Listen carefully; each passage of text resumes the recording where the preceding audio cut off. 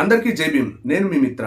తెలుగు రాష్ట్ర రాజకీయాలను భ్రష్టు పట్టిస్తున్నది ఎవరు అంటే టక్కున గుర్తొచ్చే పేరు షర్మిల. మీరు ఒక్కసారి గమనించండి. నేను వైఎస్ షర్మిల అని అనలేదు, ఓన్లీ షర్మిల అని మాత్రమే అన్నా. ఎందుకంటే వైఎస్ రాజశేఖర్ రెడ్డి గారు అనే వ్యక్తి ఆయన ఒక మహానేత, ఆయన ఒక మహనీయుడు, జనహృదయ నేత.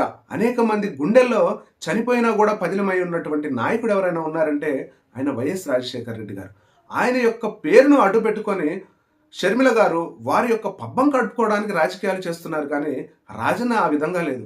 అనేక మందికి సేవ చేయడానికే రాజకీయాలు మీకులాగా తన యొక్క స్వార్థ ప్రయోజనాల కోసం రాజకీయాలు చేయలేదు రాజన్న. మరి మీరు వారి బిడ్డగా ఉండి మీ స్వార్థ ప్రయోజనాల కోసమే రాజకీయాలు చేస్తూ రాజకీయాలనే భ్రష్టు పట్టిస్తున్నారు. అనేక మంది యువత రాజకీయాల్లోకి రావడానికి మీలాంటి నాయకులను చూసి భయపడుతున్నారు రాజకీయాల్లోకి రావాలండి. ఎందుకంటే మీ యొక్క ప్రవర్తన ఆ విధంగా ఉంది. మీ అన్నగారికి మీకు సత్సంబంధాలు మంచిగున్నప్పుడు మీరు కాంగ్రెస్ పార్టీని, టీడీపీ పార్టీని, బీజేపీ పార్టీని మీరు తిట్టని పార్టీ లేదు.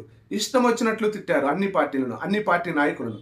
మరి మీ అన్నగారికి మీకు మనస్పర్ధలు ఎప్పుడు వచ్చాయో మీరు ఆంధ్రప్రదేశ్ రాష్ట్ర రాజకీయాల నుంచి తప్పుకొని తెలంగాణ రాష్ట్ర రాజకీయాల్లోకి వచ్చి తెలంగాణలో ఒక పార్టీని స్థాపించి ఇక్కడికి వచ్చి చూస్తే ఏంటంటే మీరు కాంగ్రెస్ పార్టీని, టీడీపీ పార్టీని, బీఆర్ఎస్ పార్టీని, బీజేపీ పార్టీని ఇక్కడ కూడా మీరు తిట్టని పార్టీ అంటూ లేదు.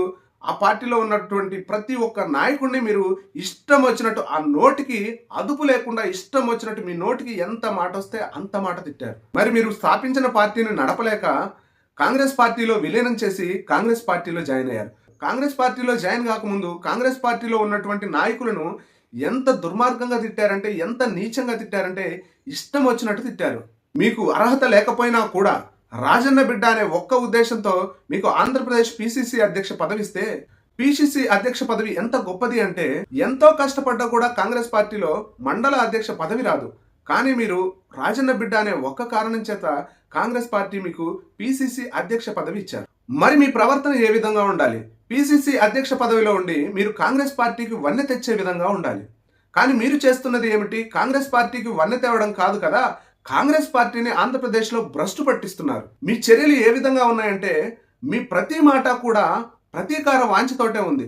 ఎవరైనా ప్రతిపక్షంలో ఉండి ప్రజల పక్షాన నిలిచి అధికార పార్టీని ప్రశ్నిస్తారు, ప్రభుత్వాన్ని ప్రశ్నిస్తారు. కానీ మీరు విడ్డూరంగా ప్రతిపక్షాన్నే ప్రశ్నిస్తున్న ఘనత ఎవరికైనా ఉందంటే మీకే దక్కుతుంది. అది ఏ నాయకులైనా సరే ప్రతిపక్షంలో ఉండి ప్రజల పక్షాన నిలబడి అధికార పక్షాన్ని ప్రశ్నించాలి, అధికార పక్షంపై, అధికార పార్టీపై పోరాడాలి. కానీ మీరు ప్రతిపక్ష నేతలతోటి, ప్రతిపక్ష పార్టీతోటే యుద్ధం చేస్తున్నారు. మీ యొక్క ధోరణి ఎంత దారుణంగా ఉందంటే మీరు రాజకీయాలు అనేవి కక్షపూరితంగా చేస్తున్నారు. రాజకీయం అంటే సేవ. మీ నాన్నగారిని చూసి ఒక్కసారి గమనించుకోండి. రాజకీయం అంటే సేవే లక్ష్యంగా పనిచేశారు మీ నాన్నగారు. ప్రజల గుండెల్లో నిలిచారు. కానీ మీరు భూత పురాణంతో మీ జీవితాన్ని గడిపేస్తున్నారు. మీరు ఎంత దుర్మార్గంగా మాట్లాడుతున్నారంటే మీకు ఒక చిన్న విషయం చెప్తాను. దారిలో వెళ్తున్న సింహాన్ని చూసి గ్రామ సింహాలు మొరుగుతూ ఉంటాయి. వాటి యొక్క మొరగడాన్ని చూసి సింహం ఎప్పుడైతే వాటికి పోటీగా గర్జిస్తే అప్పుడు సింహం కూడా గ్రామ సింహాలతో సమానం అయిపోతుంది. మీ ప్రవర్తన ఏ విధంగా ఉందంటే మీరు ఎంత చండాలంగా మాట్లాడుతున్నారంటే ఈ మధ్య కాలంలో ప్రభాస్కు నాకు సంబంధం లేదు అని మాట్లాడుతున్నారు. మిమ్మల్ని ఎవరు అడిగారు? అసలు మిమ్మల్ని ఎవరు అడిగారు? మీరు పిసిసి అధ్యక్ష పదవి చేపట్టి ఇటువంటి మాటలా మాట్లాడేది? ప్రభాస్కు మీకు సంబంధం ఉంది. ఏ ఆడ మనిషి అయినా చెప్తారమ్మా నాకు వారికి అక్రమ సంబంధం లేదు అని. ఎంత దుర్మార్గం! అసలు మీకు కనీస జ్ఞానం ఉందా? మీరు ఎంత గొప్ప పదవిలో ఉన్నారు? మీరు ఎవరి బిడ్డ? రాజన్న బిడ్డ. రాజన్న బిడ్డ ఉండి మీరు కుక్కలు మరుగుతూ ఉంటాయి, గ్రామ సింహాలు మరుగుతూ ఉంటాయి. మీరు కూడా గ్రామసింహమేనా? మీరు కూడా కుక్కేనా? తిరిగి వాటికి సమాధానం చెప్పడానికి ప్రతి కుక్కకి సమాధానం చెప్తుంటే మీరు సింహం ఎలా అవుతారు? మీ వల్లే తెలుగు రాష్ట్ర రాజకీయాలు భ్రష్టు పట్టిపోతున్నాయి. దయచేసి చెబుతున్నా కాంగ్రెస్ పార్టీ అధినేతలకు, కాంగ్రెస్ పార్టీ అధిష్టానానికి, కాంగ్రెస్ పార్టీ ఆంధ్రప్రదేశ్లోనే కాదు దేశవ్యాప్తంగా కూడా మనుగడ సాగించాలి. రేపు రాహుల్ గాంధీ గారు ప్రధాని కావాలంటే ఇటువంటి చీడ పురుగుల్ని కాంగ్రెస్ పార్టీ నుంచి తొలగించాలి.